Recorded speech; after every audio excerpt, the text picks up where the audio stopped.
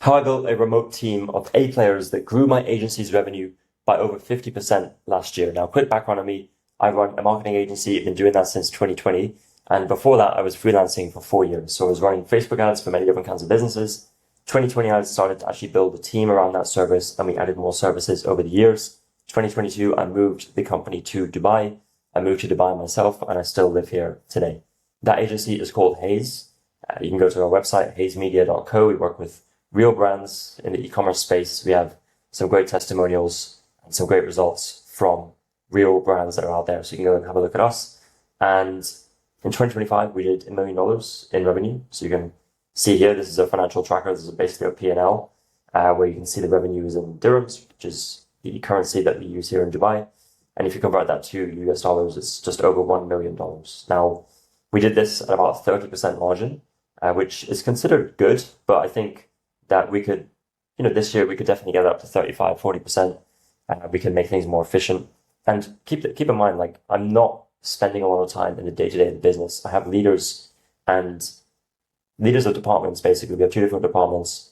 I have someone who leads each of those departments, and they take care of a lot of the day-to-day operations, the client relationships.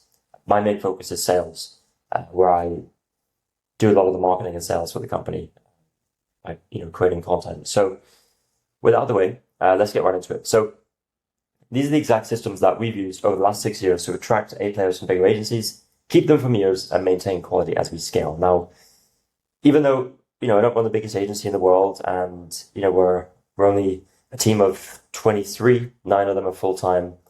We do have team members in 7 different countries, many different time zones. So I think done a pretty good job at not just attracting great talent from many areas of the world, but we've also made a ton of mistakes, right? Like, we made every mistake in the book when it comes to hiring people, retaining people, and so on and so forth. And really the intro here is, team is your real growth constraint, because, tons and tons of people who've made $1 million, $100 million, $1 billion say this, like, team is everything. Like, you can't do a lot of great things without great team members, right?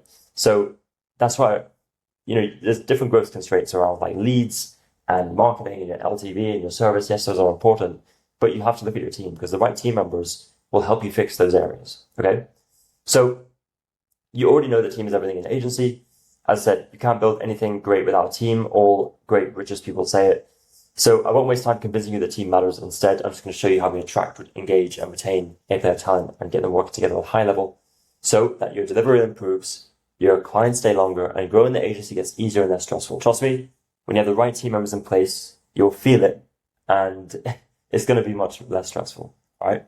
So let's start with how to actually retain A players. So this goes without saying, but be competitively generous on pay.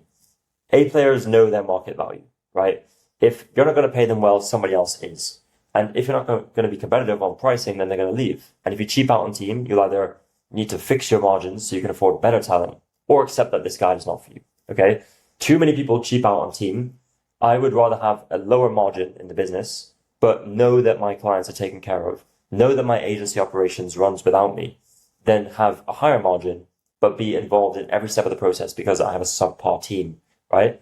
And in an agency business, your people are arguably even more important than other types of businesses, because in a way they are your product, right? They're the ones producing the work.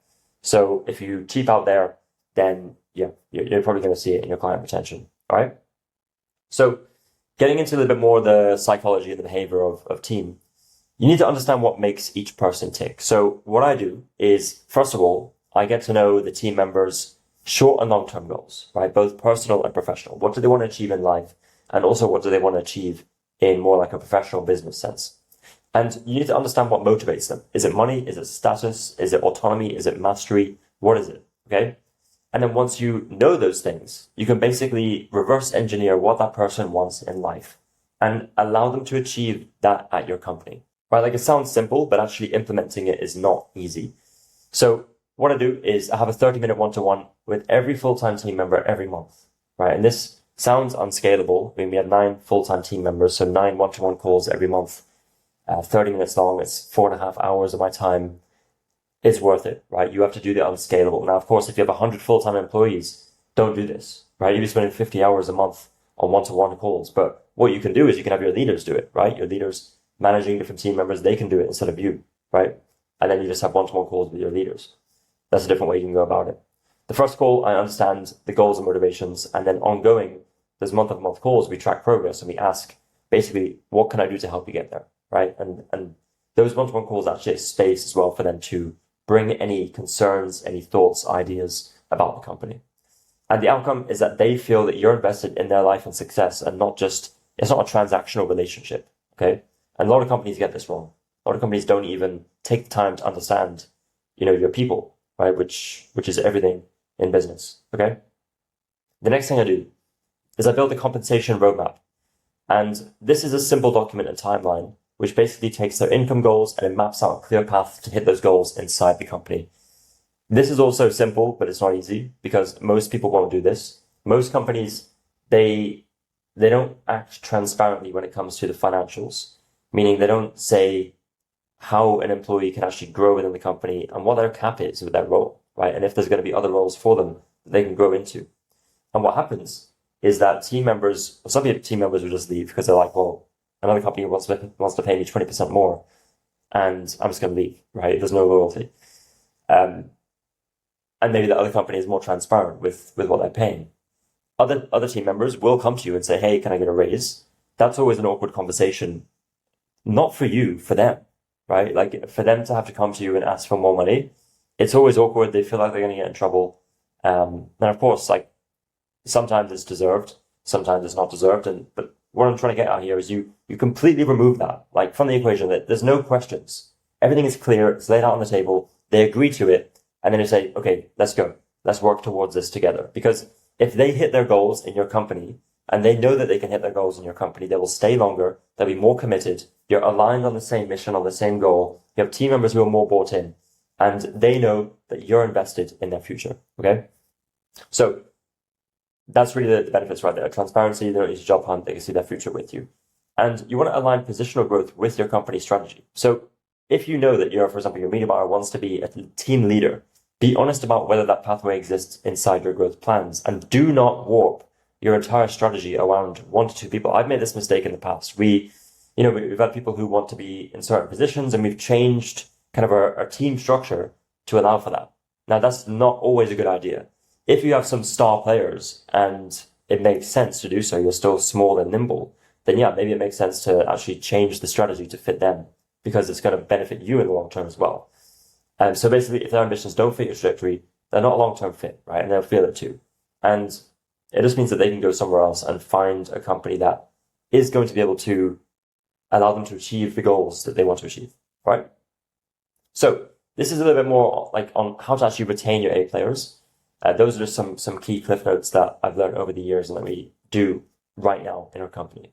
The third point I want to go through is making A players work together remotely. And this is a really, really difficult one. It took me a ton of time to figure this out because we have 23 people remote. No one, we don't have a physical office and a bunch of different time zones. Some are freelancers, contractors, part-time. Some are full-time, right? So how do you join all this together where you can you can get team members to collaborate from different backgrounds, different time zones, different personality traits, right? Different cultures. And how do you get them to come together and deliver work for different clients, right? We work with e-commerce brands. Every client we work with has a different product and a different audience. We're not duplicating funnels. Like we're not working with chiropractors where we can duplicate the offer. We have to come up with a new offer every single time. So it's highly, there's a lot of moving parts. It's very dynamic. Okay. So how are we able to do that? So first of all, communication, right? It's probably the most important thing. But the remote reality is you have all these differences in schedules, time zones, etc. Your job is to make communication seamless and simple. So the common problems that I see as team grows and what we fall into is that especially agency owners, leaders, CEOs in a remote environment, they lose visibility into workload and capacity, right? If you have a bunch of different team members and you're just trying to, get new clients and make sure the clients are happy and, talk to your leaders, how do you know if someone on your team is drowning in work, right? How do you know who has enough capacity to take on more clients? How do you know who's collaborating versus just lurking? Like it's so easy in a remote environment for people just to coast, right? Like it's kind of like being in a corporate job where it's probably not as bad as being in a corporate job where you can literally do nothing and still have a job. But within a remote environment, it's very easy to just do the bare minimum because you're not always seen, right? Like, yes, you have eyes on you, but it's in a remote environment, right? You're not in an office. So it's very easy to just lurk in the background. You can also see who's engaged versus just checked out, right? And these are things that you lose visibility into. So what we do is we have systems, we have existing processes with our one-to-one meetings, end-of-week surveys, daily reports, frequent check-ins over Slack.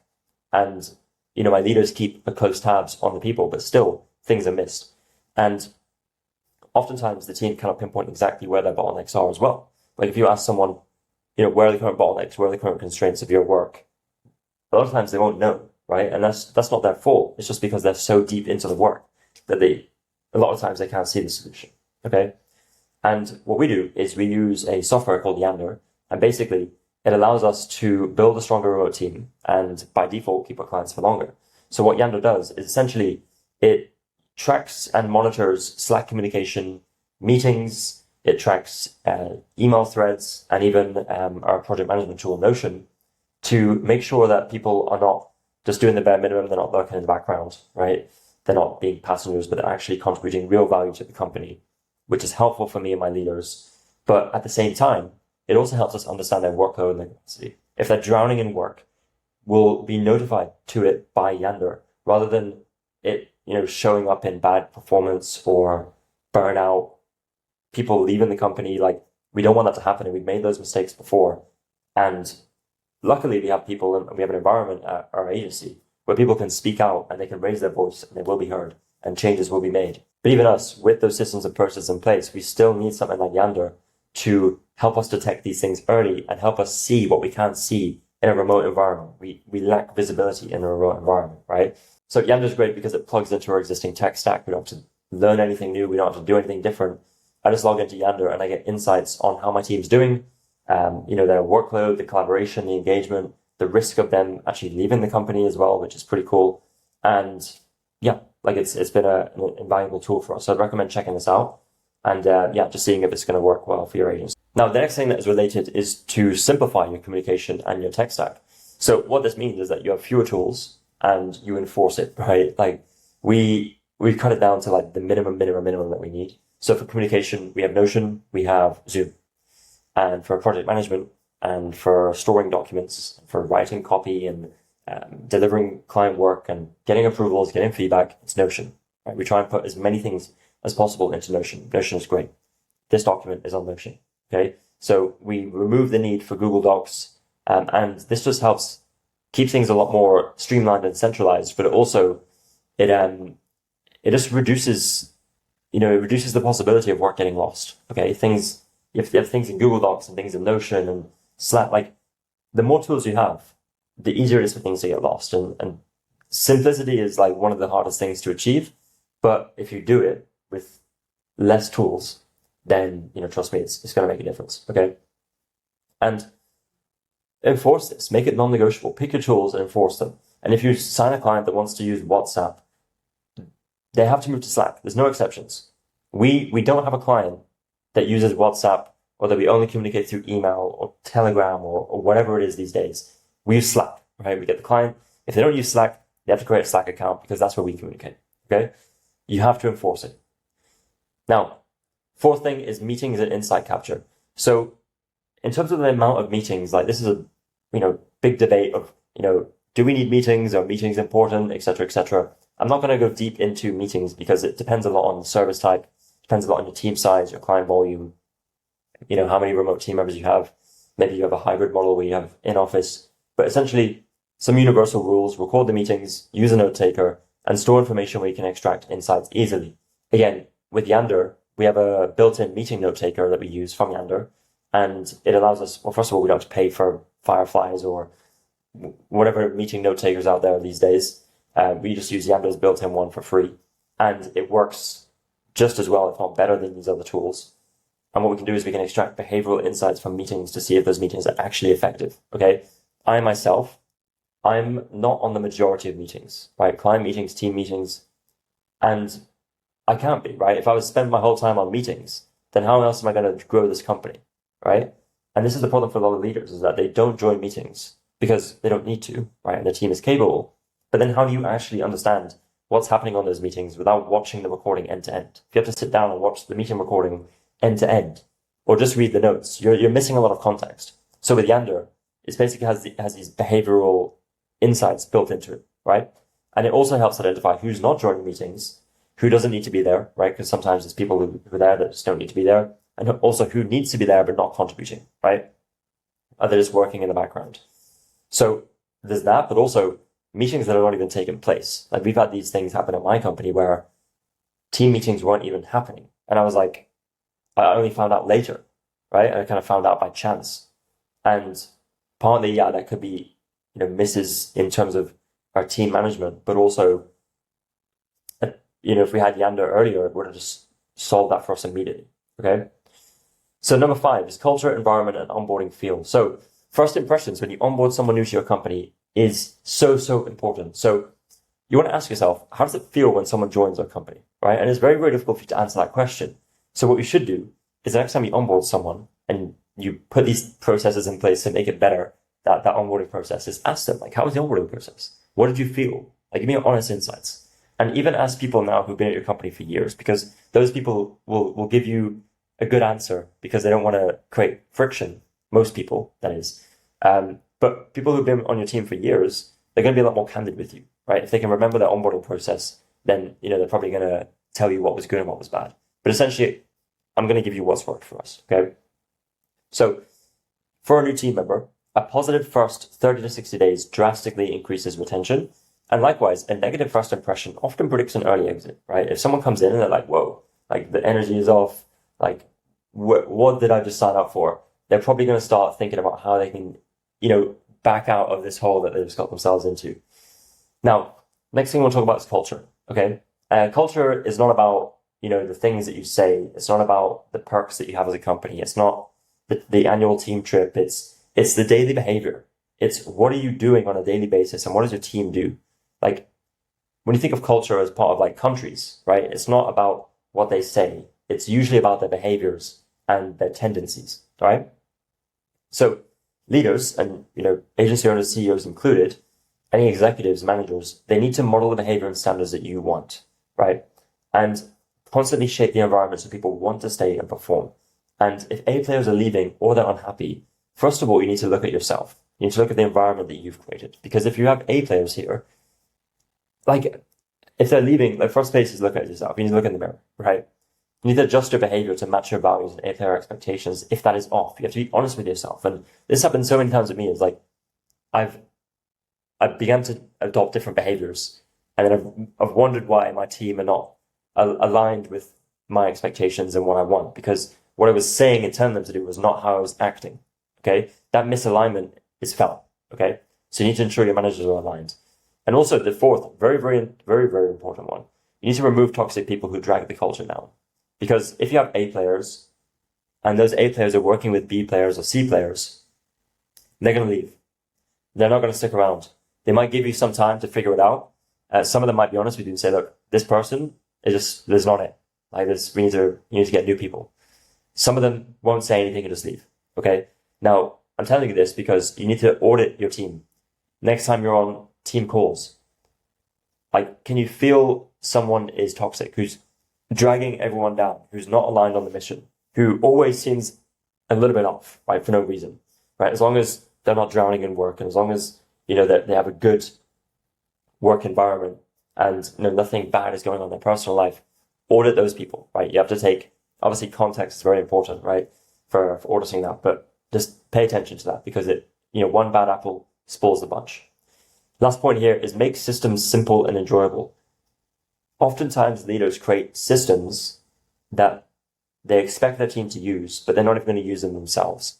This creates different challenges. First of all, they don't actually know how easy the systems are to use, right? And by systems, I mean like project management boards and the way that you do approval processes with clients and communication SOPs and all this stuff. So what you should do is you should build systems and use them yourself, because then you can actually tweak them and make them better for yourself and thereby for your team. If your team uses like very complex systems and processes, some of them are actually going to build new systems for you. And those people are great. be very thankful for them.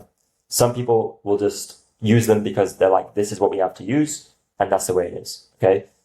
But it's your job as a leader to make sure that those systems are very simple, easy to use, but also enjoyable, okay?